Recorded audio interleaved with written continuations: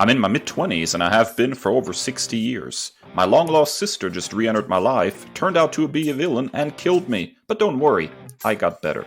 Comic book tropes. The Byword starts now.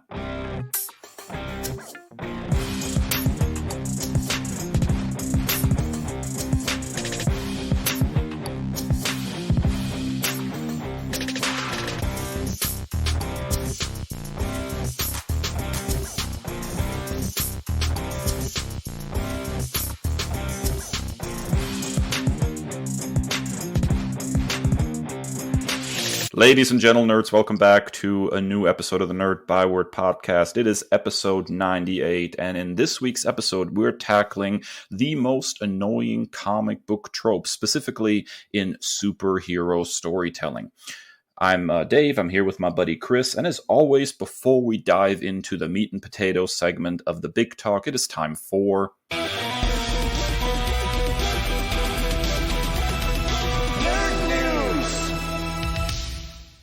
Kris, what's new?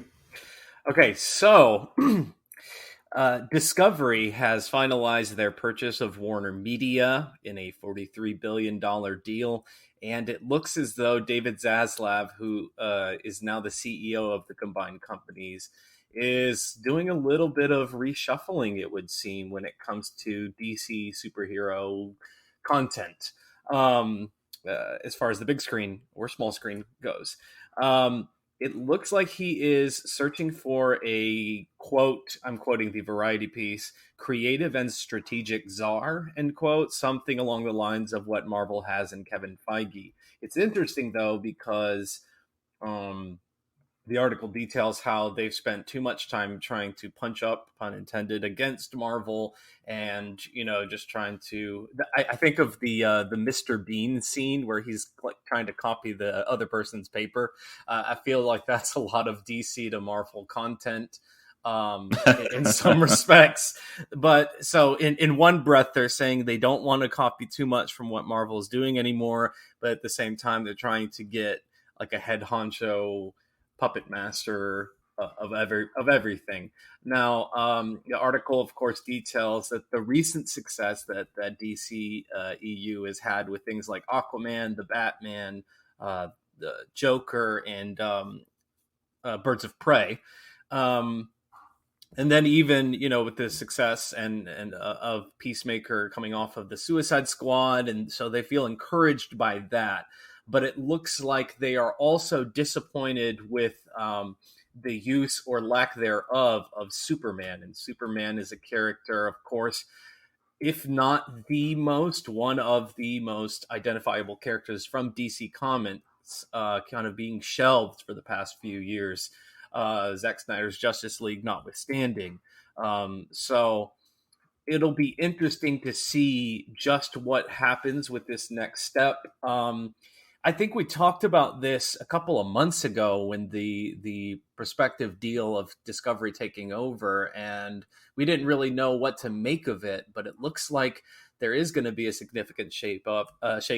Now, Walter Hamada is still under contract until the end of 2023, so that remains to be seen if he will be retained. Much has been made about his problematic inclusion or handling of the situation with Ray Fisher. So who knows at this point, but specifically saying that they want Superman to be included, that has to be music to your ears, Dave. So first of all, I still am completely mind blown that we live in a world where Warner didn't buy Discovery. Discovery bought Warner. I mean, that just, what a sign of the times, how the world has changed over the last 20, 30 years. Is this encouraging as a Superman fan? To a certain extent, certainly. I'm not encouraged by the fact that they're looking for some kind of creative czar. I think the Marvel model that they've kind of built works extremely well for Marvel, but let's not pretend that there haven't been hiccups in that particular regard too, and that even Marvel itself is starting to slowly move away from that model. Because really, what was Feige's role for the most part, especially sort of when the MCU really started kicking, it was to sort of even out the Marvel tone, right? So everything felt kind of the same cloth. And even now, we're dealing with sort of a fatigue setting in, and the projects that have a significantly different tone or go in a different direction are the ones that are usually more appreciated and acclaimed these days. So having somebody to kind of like, make sure that all the DC movies feel of a cloth, I think is really, really misreading the room. The reason that something like the Joker or something even like Peacemaker on HBO Max, that those have been decently successful is because they're kind of hard to put into a particular box as far as, a superhero movie storytelling. They feel kind of like their own thing. And I think that is probably the much better route to go. Now, as far as the Superman thing is concerned, look, this blows my mind as much as, the new owners of WB, how in God's green earth they cannot figure out how to use the most recognizable superhero on the face of the earth, Superman. It's just like mind-blowing to me. It has been mind-blowing to me for years. And yeah, Zack Snyder's Justice League notwithstanding, because that hardly qualifies as Superman, how the character is portrayed in that movie. Maybe it's time for somebody just to stand up at Warner and say, how about we don't try to reinvent the wheel? How about we just try to tell a really good Superman story? Let's not try to make the character hip or fresh or different or new. Let's just put a really, really good Superman story up on the big screen. It's not like there isn't a metric crap ton of really good comic book projects that could serve as inspiration or a basis for a movie. If you look, for example, at, the whole Captain America Winter Soldier thing. I mean, the movie and the comic book storyline are significantly different, but they used the comic book as a jumping off point to tell a really good story. Didn't reinvent Captain America or try to make him something he's not. They just told a really good Captain America story. And that's what I'm still waiting for Warner to do with Superman. I mean, it's really, really, really pathetic that the last really awesome, good, highly successful Superman movie was Superman 2 with Chris Reeve, where the quality and the success sort of matched each other. We've not had anything that good since, and that's just unforgivable. I mean, from a business perspective, even, how can you not exploit one of the most recognizable characters on God's green earth? I will never understand. So, does this give me some kind of hope? They've botched it before. We've heard, nice words before. We've had regime change at Warner before. These are all, not new things. I'm hoping that they'll finally find a good direction, but you know what? I'm not holding my breath. Yeah. And as far as the point of having a centralized figure at the top of this, I don't know that that's the direction to go. I think the reason that Kevin Feige, functioned in the role that he did is because they were building something from a ground up, and that was the initial plan from the start. I don't think bringing in someone at this stage in the game is really makes a whole lot of sense. And so I don't think it's an apples to apples comparison per se, just because they're the two big comic book companies and publishers of content. I think the wiser thing, just from me on the outside looking in as a consumer, I would much more be in line with looking at something like kind of trying to distill the successful properties, or not properties, but the successful productions that you've had. What is the common thread between something like Peacemaker or Birds of Prey or Shazam or Aquaman? Like, what do these things have in common? Why have they worked? What's the secret sauce there, rather than teach call on me, teach. I have it. I know the answer to this. Yes, Dave. So as it turns out, the secret sauce is simply involving directors, writers, and generally creators who actually feel passionate about the character and don't feel the need to completely try to reinvent them. Yeah, I mean, so and there's nothing that is super connected universe-y of those productions either. I mean, you can have a film called Birds of Prey, which, if we're being honest, it's truly, they should have just called it The Emancipation of Harley Quinn or whatever Agreed. the adjective. There are some adjectives that I missed out. All apologies. but we can reference Joker offhand. Like most of the people coming to those films, even the casual comic book content consumers, look at that alliteration, know the history between Harley Quinn and Joker. For Pete's sake, just do a quick Google search and you get it. You don't have to have this like right in your face kind of stuff. So you don't have to have this super connected universe stuff to be successful. Like that's not the only path to take. And especially this late in the game, I think it would be a huge misstep to go so much so in a different direction. Just take the successes of what you have, take the supplies. I'm playing a lot of video games right now. Take the loot, what you got, and move on. See, the thing is too that they walked into Man of Steel already hoping that 2 movies down the line they're making Justice League, and that was not the case when Marvel walked into making Iron Man. Somebody made a great point the other day. They said Avengers was the 10th film in the franchise. Exactly. And so, you go ahead and sit down and try to make a really good Superman movie without your eye on the horizon of, we're going to make, $1 billion on Justice League. Like, just make a really good Superman movie. Do everything you can to make that sucker the best it can be. And then the success will come. And then you already have a really good Batman movie, let's be honest. So then what else ingredients do we need so we can build towards the Justice League? And just take your time with the individual movies. Make a really, really good Green Lantern movie. I'm still waiting for that. Never seen that one. Never seen that. Make a fantastic Martian Manhunter movie. Oh my God, please. I have such a pitch for a Martian Manhunter movie. I think we talked about that. We talked about that one. Yeah, I remember that. I could talk about that all day. And then, after you have like 4 or 5 characters like that introduced in their own solo movies and they're really good, pop out a couple of sequels. And then you can start looking at maybe, hey, we might be able to get these characters together. But nobody made Iron Man thinking they're making Avengers. Like, they made Iron Man thinking, I hope this is going to work. And that is what Warner needs. They need to stop taking the next step for granted. They need to stop looking to the horizon. That's one of the problems that happened with Amazing Spider-Man 2.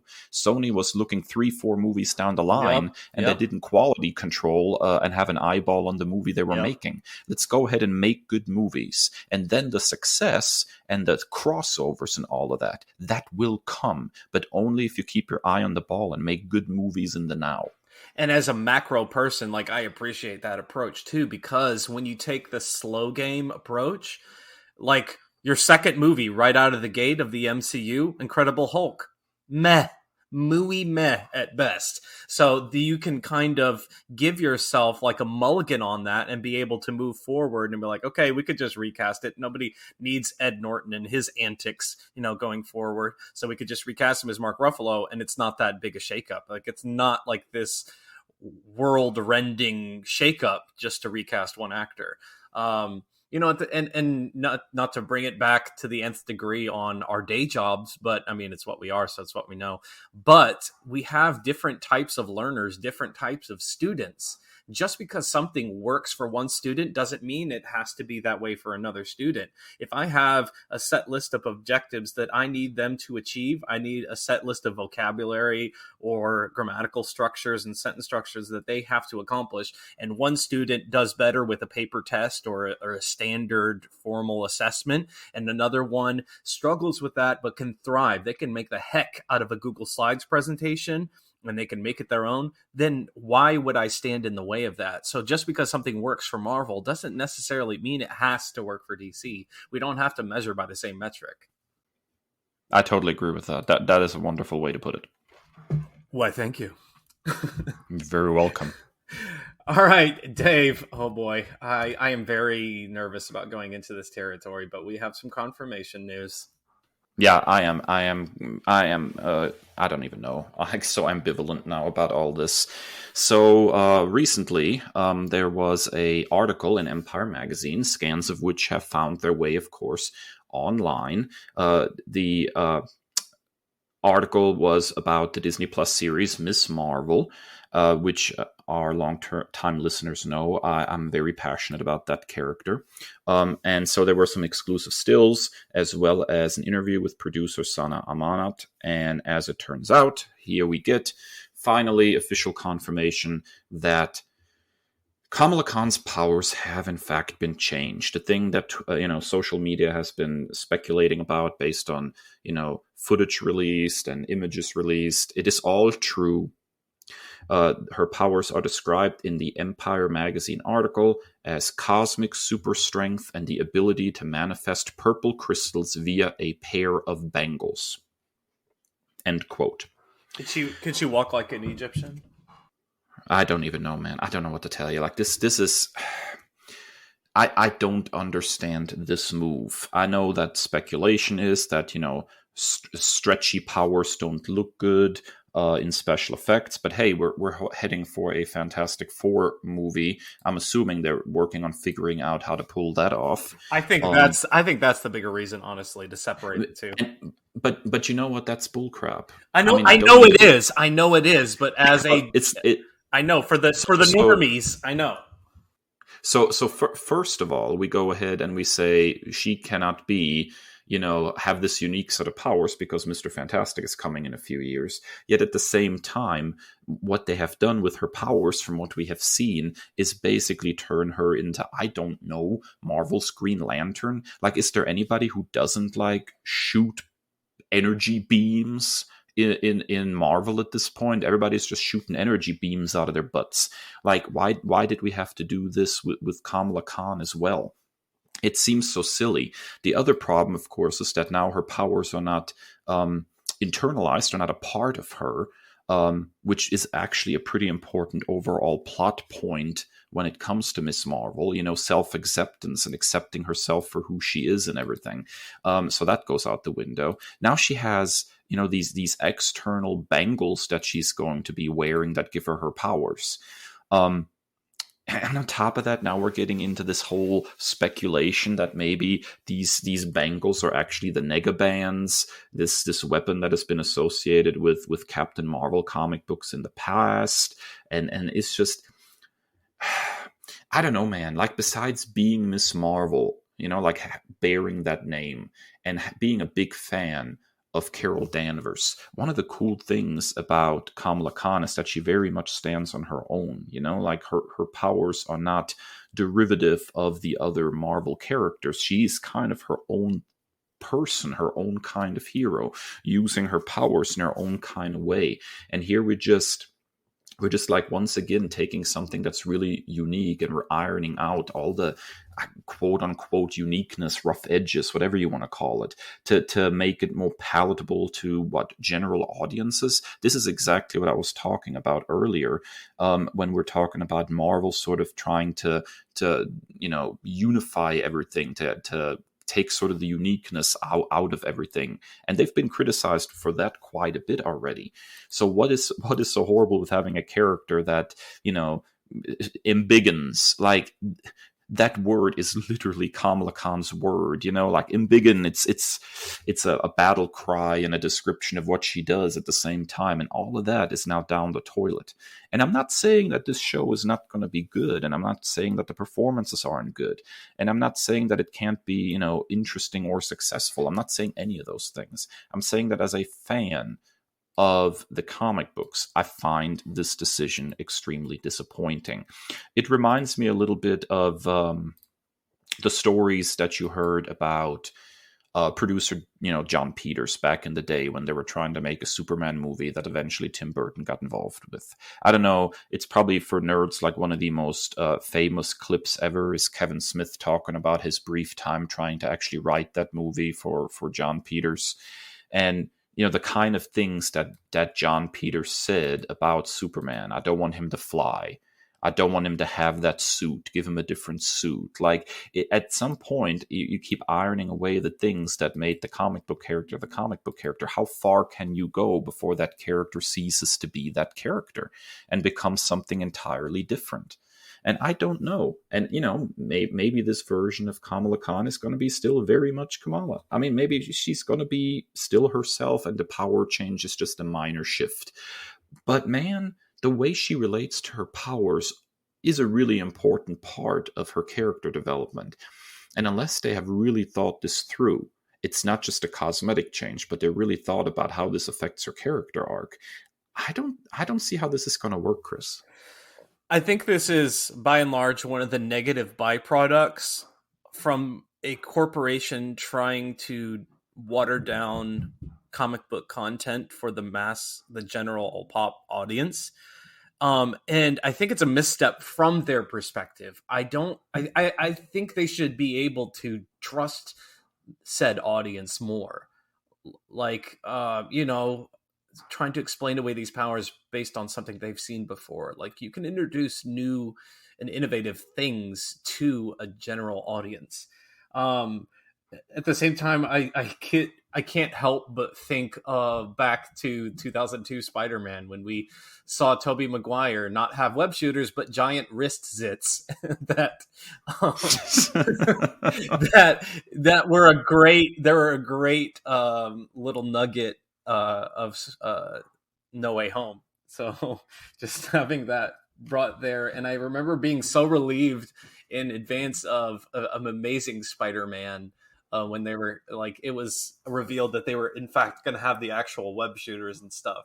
But I think, Kris, comparatively, the whole organic web shooter thing, although very, very, very silly when compared to the comics, is a kind of a minor blip, because functionally speaking, Spidey's powers still work the same, right? He's still shooting webs and swinging through the city.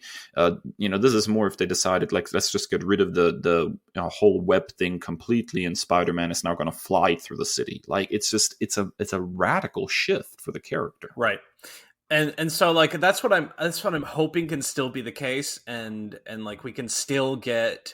Because I think what draws people to Kamala Khan at her core, I think, and this is coming from a perspective, and this is something that I encounter a lot in my interactions with other, members of the fandoms that I ascribe to, is I'm always dialogue first. I'm a big novel reader, so like, give me the words and the text. So I look more at like non-aesthetic things. So for my approach, I'm hoping what draws me to Kamala Khan, what makes me a fan of her, is not her power set, not her outfits, not any of those things that a lot of people cling to.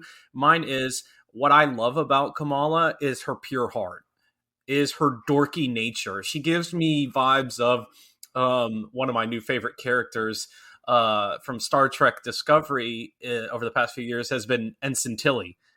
So I love Ensign Tilly, like that nervous, dorky nature, just falling all over yourself. I'm falling, not to put the cart before the horse next week's episode, but in the final season of DS9, we get Ezri Dax, and it's very much that same kind of introduction. Like, oh, I don't know what I'm doing. Am I out of my league here? Should I even be here? Do I belong here? And I get the same vibe from Kamala in the stories that I've read with her. I'm not anywhere near as much in depth with her source material as I would like to be, but the team ups with all the Spider-Men that I've seen with her, I absolutely adore, and that's something that draws me to her. And so that's something that I'm hoping that we can still capture in this show. All right, well, there you go. There we have our nerd news. Stick around, because we're getting ready to get into some superhero comic book tropes after the break.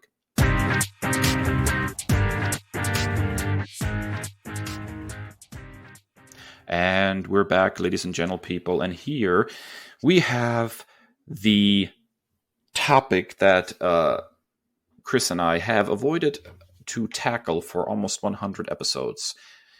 Get ready for this week's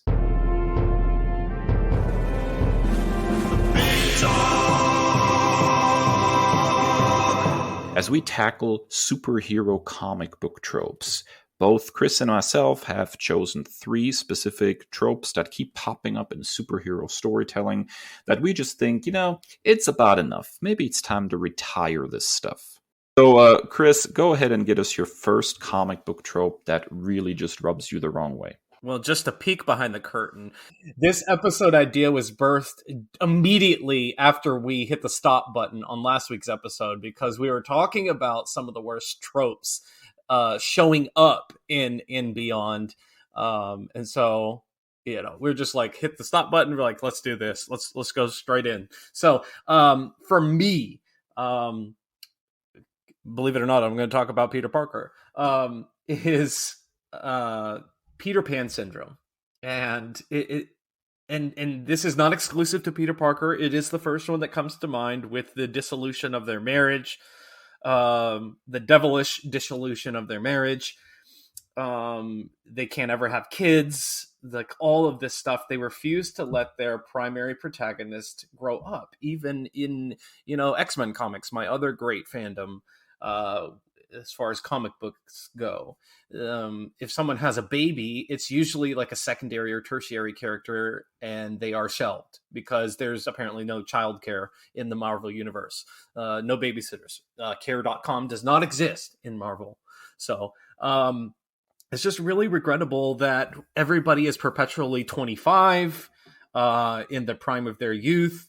Some of the the most relatable things in superhero comics, what I loved about No Way Home was they were talking about their back pain and how they combat it, and they were helping each other stretch before battle. Like, that was relatable, um, some people would list Marvel's sliding time scale as one of their biggest tropes, but I don't know that I would go that far, because I think it's an inevitable thing when you're trying to tell stories with the same characters for 60 plus years. 80 years in some cases. But for me, one of the most regrettable things is this never grow up scenario. And it's just like, it's not a natural thing. And, with your primary demographic, probably, beyond that 25 years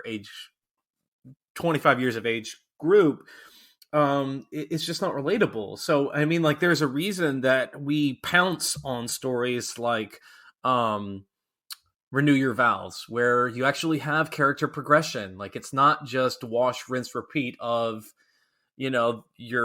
your early to mid 20s and no attachments, no strings attached, and all these things, but like having actual consequences, and like seeing those consequences pay dividend into raising this child, creating a new character in Annie Mae Parker, who's one of my faves and is nowhere to be found now, because it's an AU story. So it's just really, really frustrating that nobody can grow up in comics, and and then once you do, something happens, some shenanigans take place, and we're right back at square one.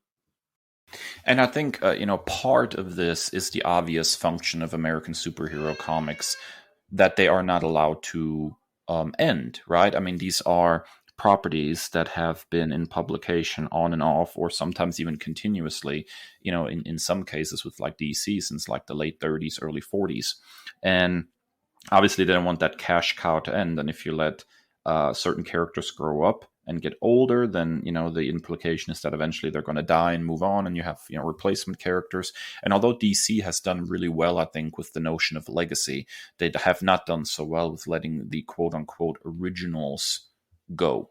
So I understand that from a business perspective, you want to keep these characters around. But I totally agree that the notion that nobody can get older is absolutely ridiculous. They did some really neat stuff recently with having like in Superman and the Authority, of having like Superman have these gray temples, which I thought was a really, really cool look for him. It kind of suits the character, the elder statesman kind of thing of the superhero world. And then they explained it away with, no, he's not aging. There's just some stuff happening with his powers. And I'm like, gosh darn it. You were almost there. You almost got it. If you look at like Spider-Man's situation, which, is your jumping off point for this, with a character like Miles, who can carry the torch for a younger character, there's really very little reason for Peter Parker not to be able to get a little older, and when you have those characters in the wings, it just kind of defies explanation that they can't do something with that. Like, if you look at Crisis on Infinite Earths, when they got rid of Barry Allen and he died, and his sidekick Kid Flash, Wally West, had to grow up and become the next Flash, that was great character progression. But then you bring Barry back and suddenly you have these two Flashes there. Somebody's gonna get the short end of the stick, and for some reason it almost looks like they're the same age now, which is just really bizarre. And the same thing happened with Hal Jordan. I mean, Hal Jordan started turning gray before he, turned evil and then eventually died. And you had a younger guy stepping in, Kyle Rayner, to become Green Lantern. Then they bring Hal back. Of course, he's magically, de-aged. There's no gray streak. Suddenly they're basically the same age. It's really, really regressive. Is what I'm saying. So could I see a situation where Superman grows older and isn't maybe not replaced, but sort of supplanted as the world's greatest hero by a next generation character like his son John Kent? Absolutely. And I think that is an interesting scenario and one that is worth exploring. Even with Batman now, we have a situation where you have a storytelling happening the next Batman, which is also really, really interesting scenario. I don't think they'll ever completely let go of the quote-unquote OG characters, but I don't think that there is anything to be gained from having them perpetually in their 20s. When they did the New 52 reboot over at DC, they compressed the timeline so much to keep Bruce Wayne young that he basically went through like 4 Robins over the course of 5 years, which is like not a very good track record, I think, for Batman overall. Like, it's just way too fast. Your turnover rate as an employer, Bruce, is not great. And what is the drawback of having a Bruce Wayne who's maybe in his late 30s or early 40s? And that's what I'm saying. That's what I'm saying is like that was going to be my next point. Is like I'm not asking for the world. I'm not asking for Batman Beyond where he's suddenly in a geriatric state. What's wrong with him being 35, 40? Like that's not the end of the world. He can still suit up. But like having just swinging right back to 25, I don't know why that's my focal point. Just that's the vibes I get. But it's just it's incredibly limiting too from a storytelling perspective that you are penciling yourself in to this one corner of human existence and there's no growth. You and I talked about this a lot. We talked about being upset at killing off Black Widow in Endgame because there was a lot of growth of that character and it was just stunted right there because she was dead. And so you are limiting yourself by keeping them at X age. You want to talk about something that's extremely limiting? I mean, we already know that Hollywood has a crap ton of ageism going on. But, before the whole Henry Cavill thing went down with Superman, there were several other, attempts at having a Superman movie again. And one of the names that was bandied about a lot as somebody who would probably portray a fantastic Superman, it was John Hamm. Oh my God. The dude is currently 51 years old. At the time when his name was being bandied about, he was like late 30s, early 40s, I think early 40s. And they were like, no, he's too old for the role. And I'm like, no, he is not. If you don't have to tell an origin story. If you tell a story about a more experienced Superman, a Superman in his early 40s is perfectly acceptable as, a character in a Superman story. Why does he have to be in his late 20s or mid 20s? Like I thought John Hamm would have been fantastic as Superman. He has that exact vibe, that easy charm, it would be so good. Even now at him 51, I'm like, can we get an elder statesman Superman movie? Because I'm still riding for this guy as Superman. So yeah, the Peter Pan syndrome of comic books is really disappointing because it is so limiting. Now, I want to make my statement clear. I can't speak for you, Dave, but this is no slight towards Henry Cavill. I love him. Not at all. I love him as Superman. In fact, my news story for this week before I saw the Discovery stuff come across my timeline was originally going to be some of those cast announcements. Menger Zhang, who we loved in Shang-Chi, is going to be joining season 3, and I could not be more excited. I am seeing The Witcher as like this amalgamation of the fandoms that I wish I was more into. I wish I was more into Lord of the Rings, but I don't feel it's as approachable as something like The Witcher is. I feel it's much more accessible, if that makes sense. And it takes Henry Cavill, who I'm dying to see more Superman content from, and good quality Superman content from, and it's putting him in the starring role, and he's acting his ass off, and it is wonderful. So this is a Henry Cavill stan right here. I just wish whatever. And as far as you're saying with ageism, one of the popular things that I saw come across X Twitter that I would love, as far as like a live action Mystique and her wife Destiny, is real life partners Sarah Paulson and Holland Taylor, who have a distinct age difference between the two of them. I believe Sarah Paulson is 47 and Holland Taylor is 79. So there's, and Destiny, if you read the classic comics, they both are at of advanced age, but Destiny aesthetically is presented as appearing to be much older. So I would love to see something like that, and all the ages can get wrecked, because I love Henry Cavill and I love John Hamm. Both, please. Thank you.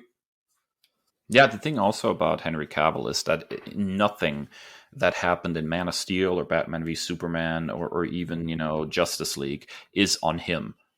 Like his performance was what was asked for in the script. But I'm so desperate to see that man just one time get a shot at doing like a more comics accurate Superman. I think he would blow it out of the water. I've shouted it from the rooftops a bajillion times, but it's the same situation with Andrew Garfield. And then I didn't want to say I told you so, but look how everybody loves our guy Andrew after No Way Home. When you give him quality content. Yeah. That's exactly right, man. All right, Dave. So that one trope turned into a whole lot of mess.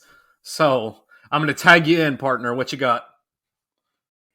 It's not exactly superhero death I am tired of, but I am tired of superhero death being meaningless. Especially, when we're looking at comic books from the big two, when somebody dies, they very, very quickly usually get better. And even when they have some kind of plan, it usually has now this sort of cyclical 2-year thing at most going on. There have been characters that have died and gotten better in superhero comics so quickly that just being a little bit behind in the monthly output at the big two, I knew that they were coming back before I ever had a chance to read that they had died. The turnaround is absolutely ridiculous, and it is not done anymore for the most part as an interesting storytelling technique to open up new storytelling avenues. Predominantly superhero death is now conducted for shock value, and then immediately undone because, well, the death has served its purpose. It provided shock. It provided some kind of high stakes moment in, the newest crossover comic book. But there was no long-term plan of what this means and if it opens up new story possibilities. And to me, any action, especially a character death, in a long-form situation like comic books, needs to open up new storytelling possibilities. So you're looking at, the death of Superman, for example, which is sort of the point when this became like, oh, we can kill off characters and get huge boosts to our, sales. They had this very intricate plan already in place. Okay, we're going to not unveil, Superman's back, but we're going to have these 4 replacement characters. One of them is going to turn out to be evil. The rest are going to be like new characters that are going to get their own series when, Superman does return. So it opened up these possibilities. Suddenly, we had, Connor Kent's Superboy. Suddenly we had, Steel. So there was a plan in place that the death of Superman would open up new storytelling possibilities. And even there, the return was kind of like wink, wink, nudge, nudge. Well, he wasn't really dead. He was just like almost dead. And then he just got like charged with a whole bunch of solar radiation to bring him back. But like, how hokey has this stuff gotten? Batman dies in Final Crisis by being hit by, Darkseid's Omega beams. Oh, wait, he's not actually dead. He was transported back in time. Which, and then you have like the whole thing with Captain America getting dead, only he's not really dead because there was something weird going on with the gun and it put him in like this state of limbo or whatever. And the Red Skull is going to try to take over his body. And and even those, at least there's some kind of like plan behind it, because Captain America's death obviously gave us Bucky as Captain America, which is a very interesting storyline. But more recently, like the deaths just come hard and fast and then mean nothing. And I think the trope that I'm having a problem with is not necessarily superheroes dying, but just like immediately getting better without there being any kind of plan or new storytelling possibilities opened up. As a hardcore X-Men fan, with Jean Grey in particular in mind, all I can do is sit back and laugh at this point. But I think one of the interesting she's died more often than Kenny from South Park at this point, right? Like it's I think she just died again just now as we were talking. And she got better just now. Right. And that's one of the things, and I know broken record of we talked about, like it's difficult to jump right in, but one of the fascinating things that Jonathan Hickman did with the Krakoan era is take that trope off the table completely. With Resurrection Protocols, you have your backups in the Cerebro, and we have 5 mutants that can resurrect people, stat. And so that trope is being removed, and you can't have that power in a storytelling thing. And so then, on one side, people are like, okay, you really can, tell some better stories because you're not, handcuffed to that trope or whatever.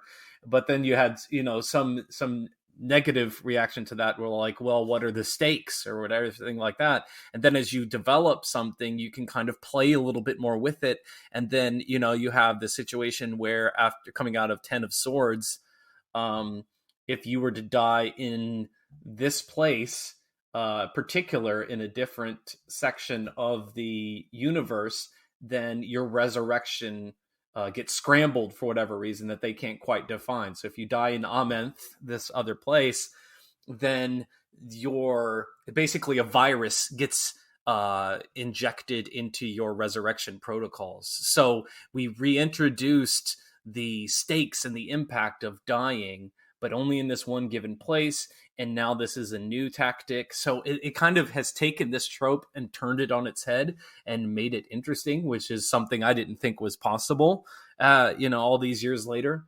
I think for me, when I think of characters who die and come back, it's really funny. I think retcons as a whole are frustrating. Like, it's just like, really, after, another reason we started talking about this episode was the whole Phoenix mommy thing, in just like the silliness of like, why are we even doing this? But I always think of like the 2 characters that have stayed dead, at least in Spider-Man comics, Uncle Ben and the main line 616 Gwen Stacy. They've stayed pretty dead.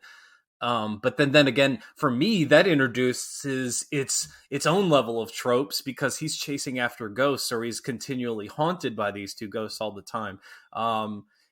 And this might be blasphemy, but it's a little heavy-handed when you have, Ben's ghost like talking with him all the time. That's a little bit frustrating. Like, we get it. We know the story. I don't need to see it explicitly. And then, Kevin, this one's for you, is like Gwen continually haunting him while he's there married to MJ. It's so tropey in and of itself. So it's really fascinating. Like, what's the drawing line of, should we keep a character dead? Should we bring him back? And it's just like every possible path can lead to a trope if you're not careful. Well, the biggest thing is just like storytelling possibility, right? I mean, look how long Barry Allen was dead. He was dead from like the 80s to like the mid 2000s or something. Like, it's just absolutely like 20 some years. That's really like trying to stick with a character death, especially a superhero. But right now it's just a revolving door, and it's not, it's not really helping the storytelling in any way, shape, or form. You might as well have a resurrection protocol in all comic books at this point, because they're just coming back so hard and fast constantly that death is basically meaningless. All right, Kris, what is your next comic book trope that you're sick and tired of? No. We You have know, 2 more episodes to go till 100. You're no, going to have to stick it I'm out at good. least that long. No, just give me a 2-episode arc where I finally feel I realize that we need this podcast together, and it takes both of us to do it, and then I'll come back triumphantly for the 100th episode. Have you heard this story before? Yes. So I think ASM 50 did it famously, maybe first, I don't know, but probably did it the best, and then every iteration of it since then has been like a cheap knockoff, and like it's just been done to death, pun intended.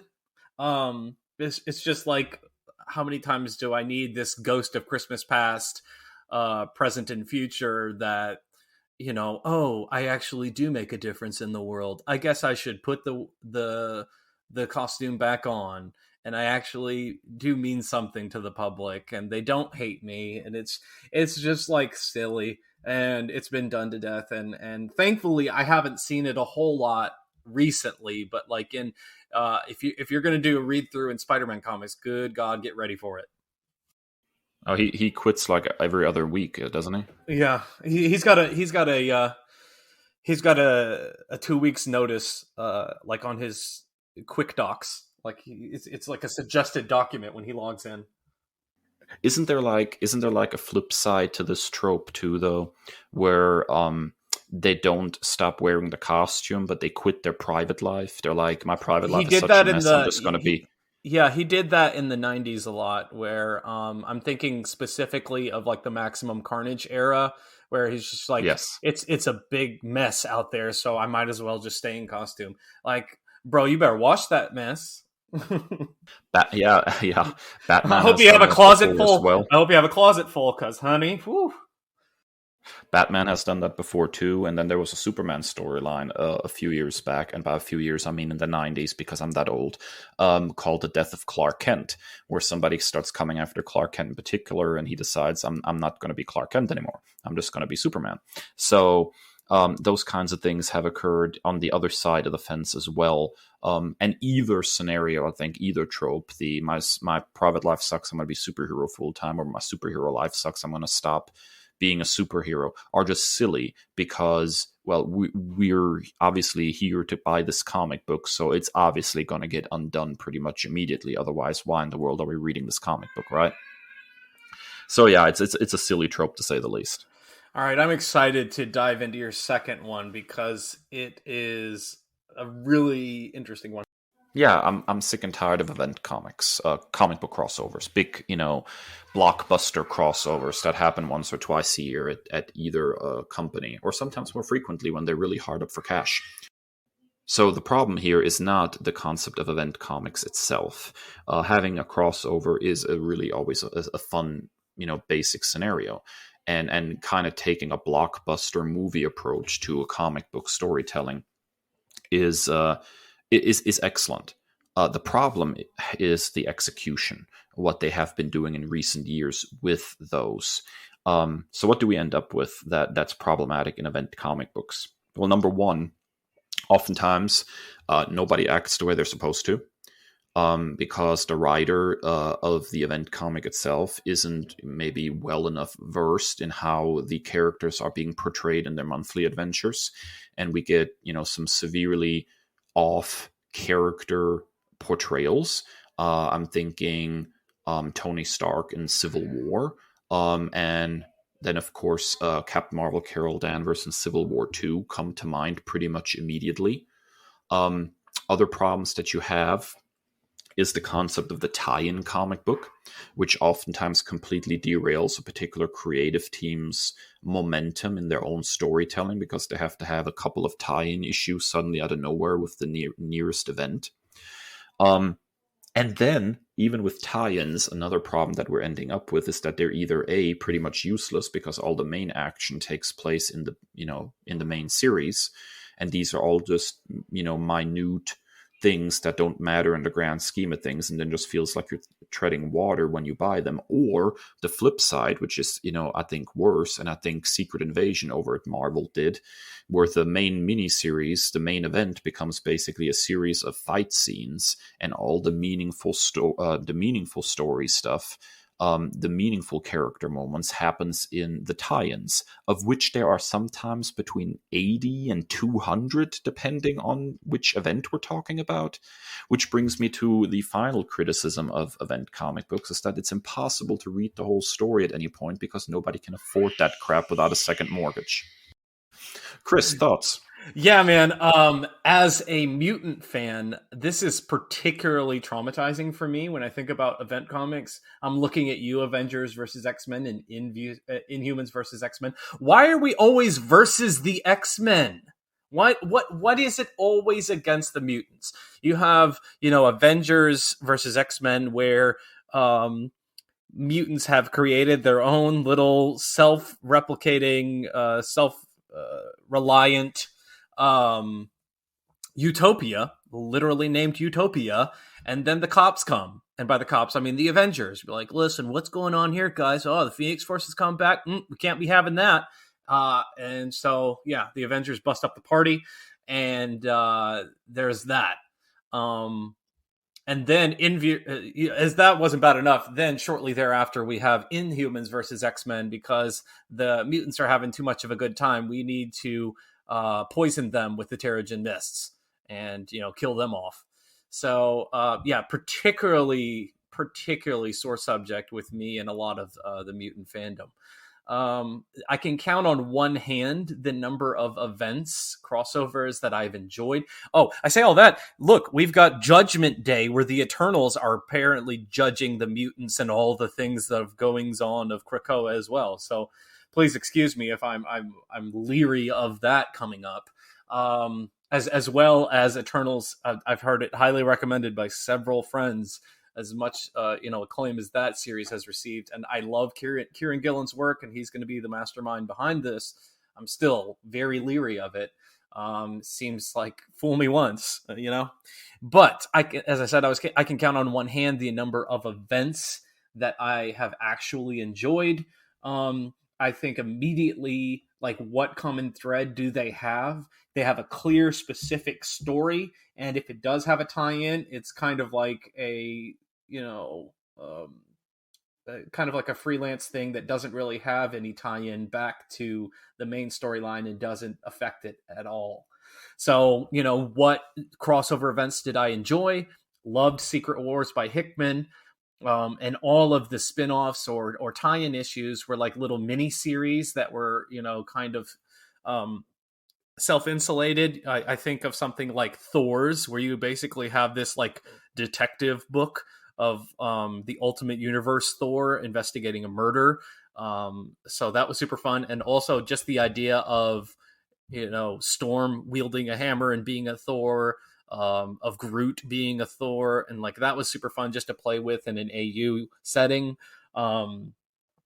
War of the Realms is probably my favorite event. I know that we crapped all over Jason Aaron's recent work, but this was like one of his final like home runs, because it was a clear event and it was a natural progression through the story that he was telling in the Thor book.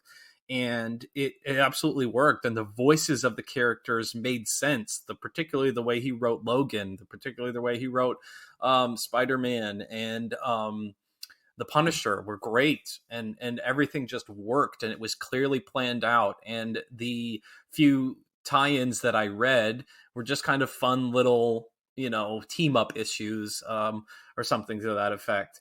So there's not a whole lot of crossover events that I go up for, but those are the first two that come to mind, and that's because they are not too much of a mess like the others. Yeah, and I think it bears also mentioning that a big problem with event comics is that they always feel the need to have this like ending that means everything that you thought you knew has changed. Yes. Like this big status quo shift. Like we don't need that. We can have a big blockbuster story without altering the entire fabric of the cosmos as we know it. Like, just tell a good story and get over your grandiose self. And I neglected one, 10 of Swords. I'm sorry, I can't tell if it's X or 10. Sometimes they like Roman numerals. 10 of Swords, and that was because it was again a very clear storyline that was self-insulated just in the X line of comics. We didn't have the Avengers tap dancing in, or Fantastic Four coming in for no reason. Like, it was just a clear storyline that was completely contained within the X books, and you didn't have to worry about any of this stuff. So I don't even know if that counts as like a overarching crossover, because it was just in the X line of books. So those ones I don't mind. All right, so final superhero trope you can't stand, Chris. The secret identity snafus, like particularly not trusting your close family and friends with your identity. And this is something that I didn't realize was a trope, and I didn't realize it bothered me until I saw the alternative. I'm particularly thinking of Miles Morales and like the close ties that bind with his family, just knowing up front his identity. His mom was late to the party, but at the very least, he and his dad knew, and they relied on each other, and it strengthened their relationship and it strengthened their bond. And then when I read John Rogers' Blue Beetle for homework last year, his family knew about it. They were like, this is your duty, this is your calling, this is the responsibility that you have, and we're going to come together as a family and make this work. And so I just think that unlocks so much storytelling potential on relationship building. But like the whole idea of like, I can't tell my girlfriend I'm a superhero and I need to keep this identity from her. It's just really annoying.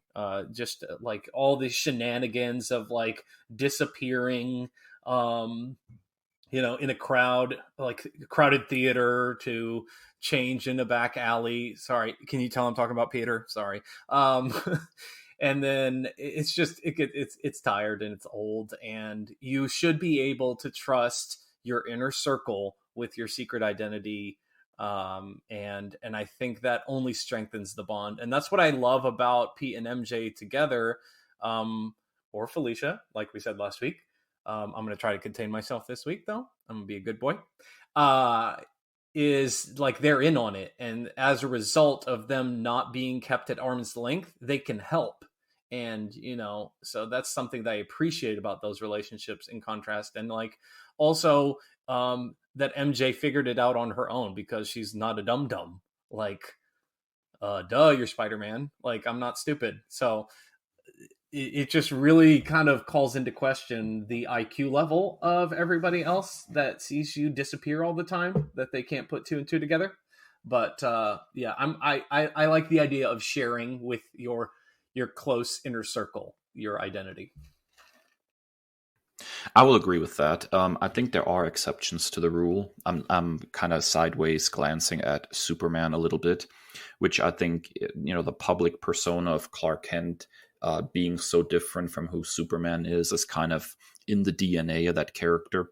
But even in that situation, when we get to like him, dating Lois, guess what? He told her the truth. So, at that point, when he had a close loved one, he revealed who he really was to that person.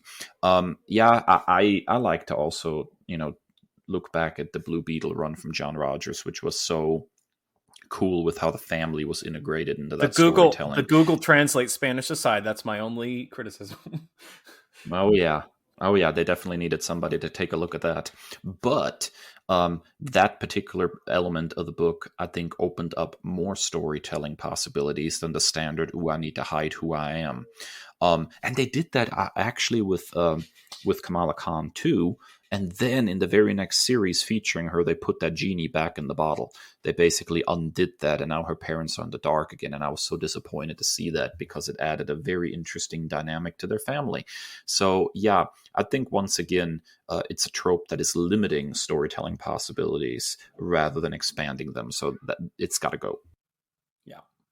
All right, Dave, you are much more experienced with your final trope. I haven't seen a whole lot of this, so please learn us.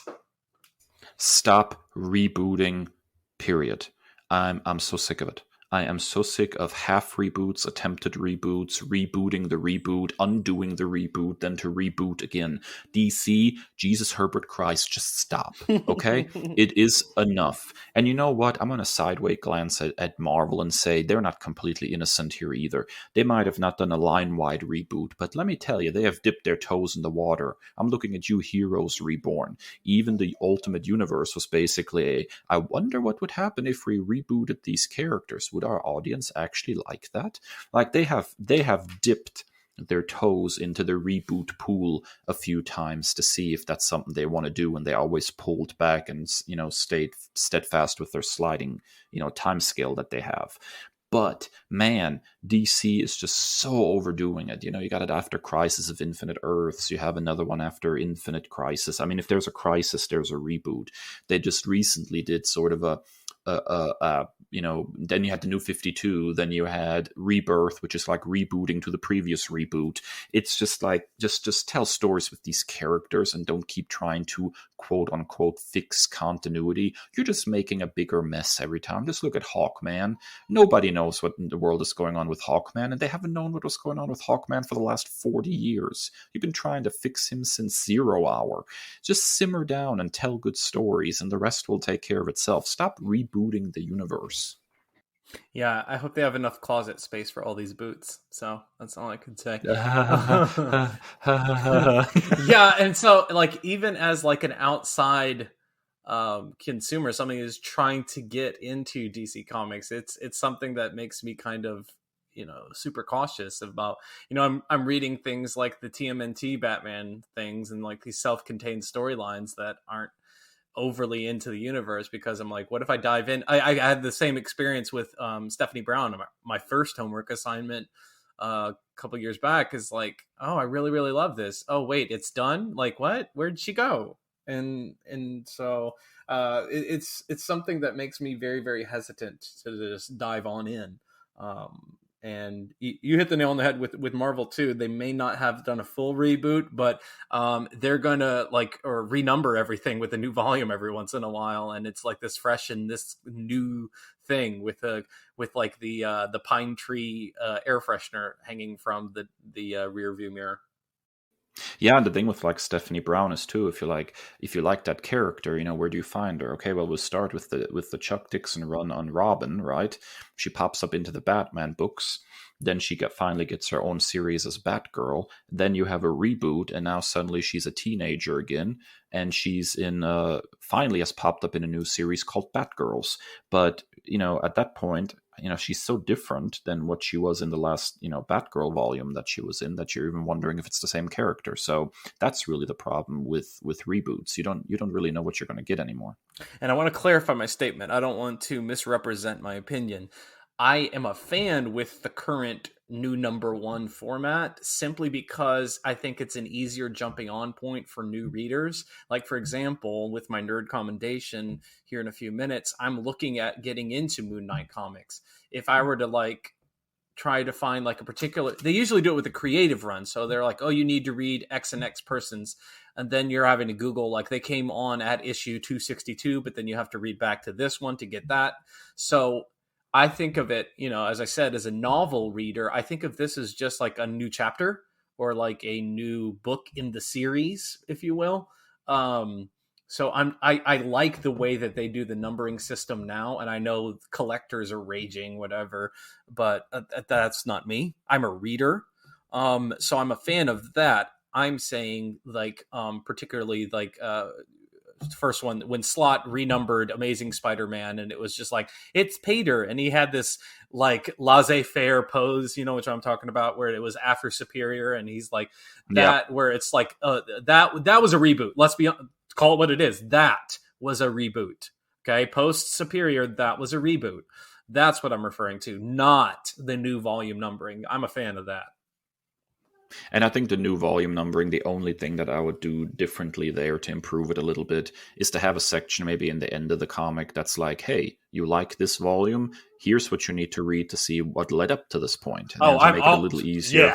Yes. To make it a little easier for people to find their way through these 8 billion different #1s, because not the casual comic book reader is not going to go on Google for half an hour researching the intricate reading lists for each character or series. That's so not giving the nerds a little like bit us. Of a yeah, exactly. So giving a little bit of a backwards, these are the stories you can read that led up to this point, would have gone a long way.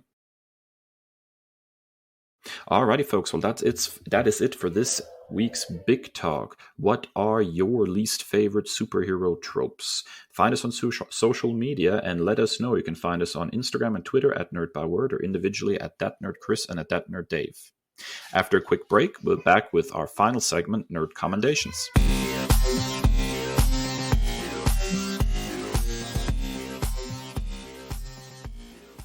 And we're back, and it's time for everybody's favorite segment.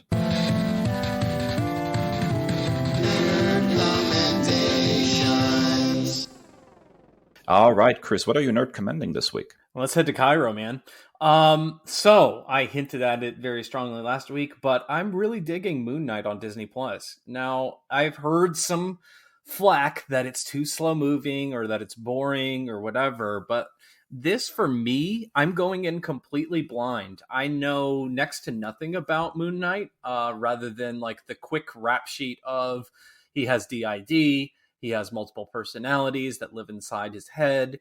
And I've also read like a couple of like team up issues, particularly with Spider-Man. But like other than that, I am going in completely blind, like I did with Guardians of the Galaxy in 2014 when you and I saw that. And I think that adds to the experience for me. I'm not looking at it with an overly critical eye. Sometimes I admittedly do that, like.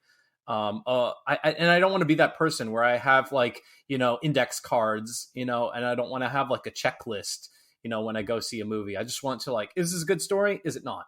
And as I think I'm a patient viewer, I think. And so I understand where some people are saying that there's not enough going on. It's too slow moving. We're halfway through it now. But I appreciate the slow burn of it all, and that's why I kind of went up for Eternals. I don't need kicky punchy. Like, tell me a good story.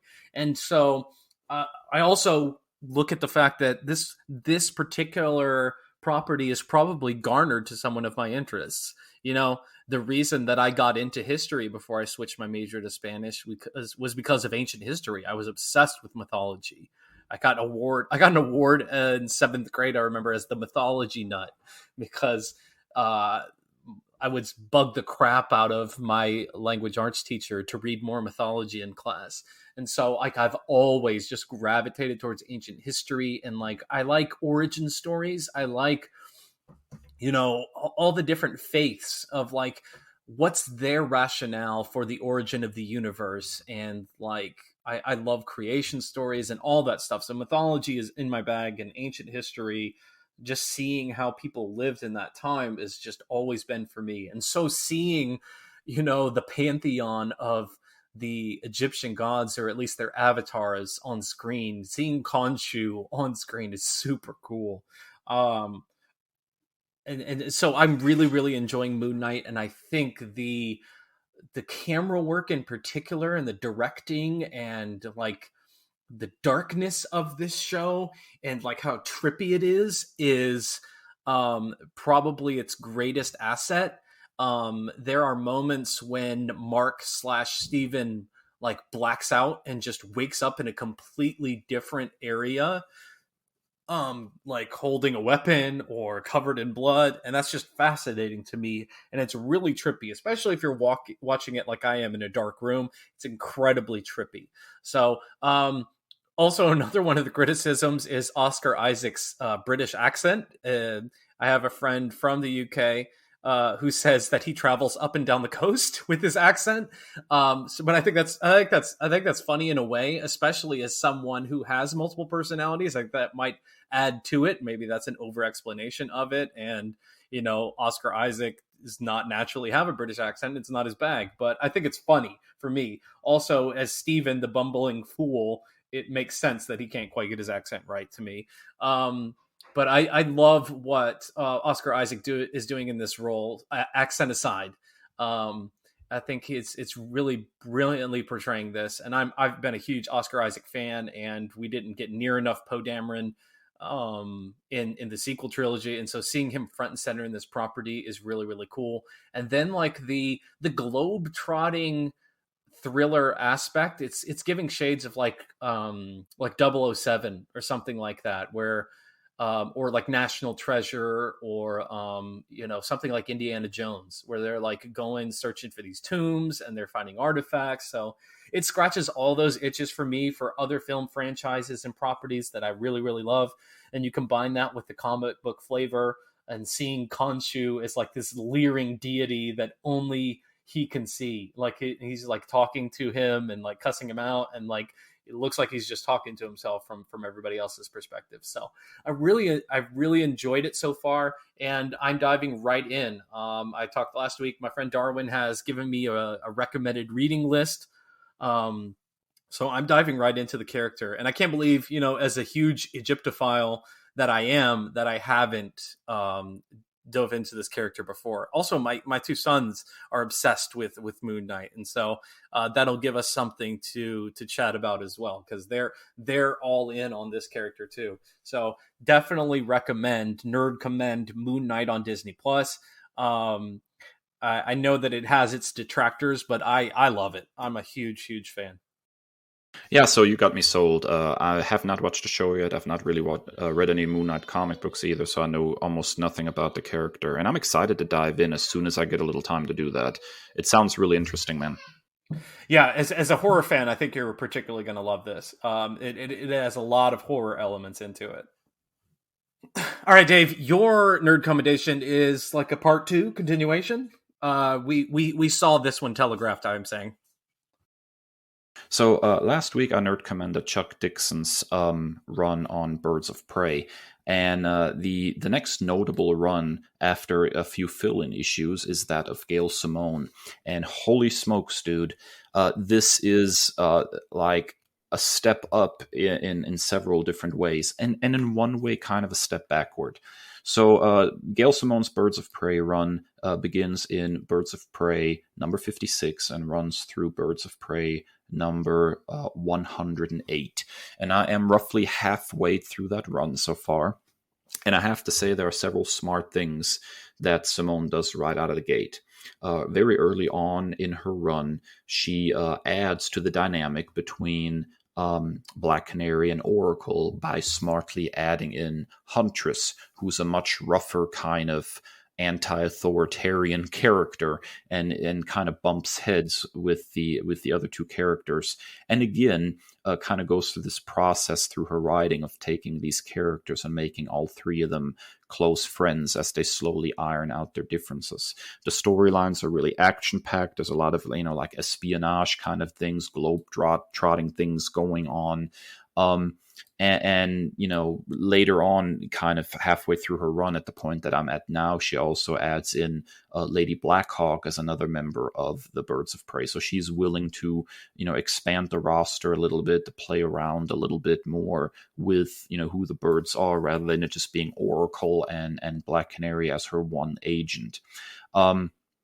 So I'm really looking forward to continuing reading this run. The only thing that I thought was sort of a step back a little bit is the artwork at the beginning of the run is predominantly Ed Baines. Now, I want to say that I really like his art. I think it's absolutely fantastic. But design choice-wise, they reverted Black Canary to her fishnets outfit. I thought that her general look during the Chuck Dixon era was a little more practical and therefore a little more grounded and more fun. And we also get the Jim Lee redesign of Huntress, which is, belly window to show off abs, among other problems. So ironically, although the book is written by a woman and that, that female touch adds a lot when you have an all-female cast, the visual part of it becomes a little, hey, here's a butt shot, and here's a shot of somebody bending over, and it becomes a little gratuitous in places, which I did not quite appreciate as much because it wasn't not to that degree in the previous part of Birds of Prey. Now, I am thrilled to report, though, that about halfway through the run, they move away from the Jim Lee Huntress redesign, at least, and go back to original outfit, which is not nearly as provocative, I guess you could say, and therefore a much more realistic outfit for somebody who is, fighting crime in the trenches to wear. So yeah, the writing is just so smart, and it's really, really the highlight in a lot of ways. I will also say that I'm really looking forward towards the end of Gail Simone's run when Nicholas Scott comes aboard as the artist. I'm a huge fan of Scott's work, and I really, really can't wait to see, these characters being rendered by this artist. So overall, I would say that Gail Simone's run is a step up from Chuck Dixon's. It's really, really good. It gets the characters' voices perfectly. The relationships are very interesting, almost as interesting really as the action and the cases that they take on. So I'm a big, big fan of Gail Simone on Birds of Prey. I don't think that's a surprise to any comic book fan. That run is very acclaimed. I just haven't ever had a chance to really sit down and read all of it. And now halfway through, I have to say, I can't wait to keep reading. First and foremost, I'm a huge Gail Simone fan, even though as a mostly Marvel consumer, I haven't read a lot of her work. If for no other reason, I love her social media presence on Twitter. She's one of the few bright spots, and that is fun and chummy and just all over the place. You never know what question she's going to have, what hashtag she's going to be putting out there into the ethos. But I will say also that one of my favorite things that came out of Birds of Prey is how close she was with the cast of Birds of Prey, particularly her interactions with Jurnee Smollett, who I will do anything for as Black Canary. I thought it was just adorable and precious and made me want to dive right in. And so it's high time. And can we please make that more the norm of respectfully treating the comics creators of the property you're trying to put onto the screen? Let's make that the norm versus what they've done in the past. I'm just going to say that I don't think there's a writer working today that has a better sense of who Barbara Gordon is or who Dinah Lance is. These characters just are fully formed, fully rendered people under the penmanship of Gail Simone, and I absolutely adore that. Because although there have been plenty of writers who've done a good job with those characters, it seems like Gail Simone just knows them inside out, knows their voices perfectly, and that makes this run really, really special, Kris. Alrighty, folks, well, that is it for episode 98 of the Nerd Byword. If you like what you heard, please find us on your favorite podcasting platform. You can find us anywhere that you can download podcasts. Give us a rating, a review, and subscribe so you never miss an episode. You can find us on Apple Podcasts, Spotify, and of course, our very own website, nerdbyword.com. And as always, hit us up on social media. Talk smack to us at Nerd Byword on Twitter and Instagram, or individually, That Nerd Dave and That Nerd Kris. And buckle up, Buttercups, because next week, we talked about it ad nauseum, we are jumping to warp speed and headed to Deep Space Nine. Episode 99 of the Byword is all about our beloved Star Trek, Deep Space Nine. So if you have any questions, any input, any things you want to be featured on this all-inclusive episode, this trip to Ryza, if you will, be sure to hit us up on social media, or give us the hashtag ByWordDoesDS9. And as always, stay well and stay nerdy. The Nerd Byword is written and produced by Kris and Dave, two nerds with a love of all things pop culture. The podcast features music by Al Jimenez with additional drops composed by Joe Biondi. Our show art is by Ashery Design. Find us at nerdbyword.com and wherever podcasts are available.